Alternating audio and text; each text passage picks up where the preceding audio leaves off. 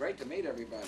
On September 11, 2001, President George Bush infamously took this phone call in a classroom at Sarasota's Emma E. Booker Elementary, informing him America was under attack. Nearby, FBI Special Agent Leo Martinez was taking calls too about suspicious activity on the Suncoast. There were hundreds. And I'm talking about Sarasota, specific to Sarasota, there were hundreds of leads. Martinez retired from the FBI in 2013 after nearly 26 years and still works in the area as a private investigator with the Executive Assessment Group. He and others spent months investigating 9/11 locally, thanks to one lead that came in almost the same day the towers fell. The most important call probably came around midnight of September 11th when I got a call from Washington, D.C. and said they wanted to direct us over to Huffman Aviation in Venice. Huffman Aviation is where 3 hijackers, including the pilot of the first plane to hit, learned to fly. But one lead, which Martinez was never assigned, was their connection to a Saudi family in Sarasota's Prestancia community. Abdulaziz Al-Hiji and his wife left their home and personal belongings just days before the attack. Very short time, maybe 3 days after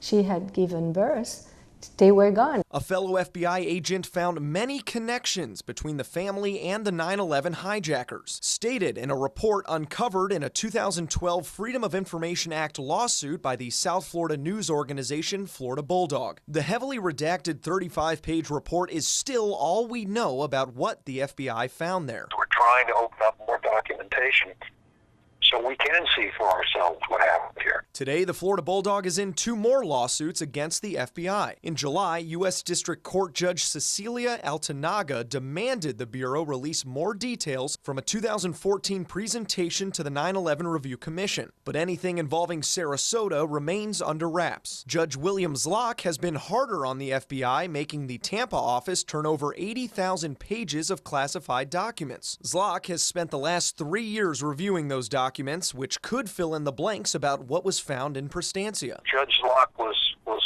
critical of the FBI, so we have faith that he's doing what he's what he's supposed to be doing and reviewing these all in good faith with an eye towards deciding what can be released. People like former Florida Governor and U.S. Senator Bob Graham believe the case would show Saudi Arabia secretly aided this terrorist plot. But Martinez doesn't believe it's a reason his former employer would hide this information. Martinez did have a brush with the case 2 years after 9/11 when a terrorism suspect wished to trade information on the hijackers for a lighter sentence. He provided some information relative to some Sarasota, Prestancia activities. It was more about the hijackers. He passed it along to his superiors, and it never again crossed his desk. Perhaps it's among those 80,000 pages of documents that some hope can close the book on the Suncoast's sordid legacy with 9/11. In Sarasota, Adam Cellini, ABC7, your Suncoast News.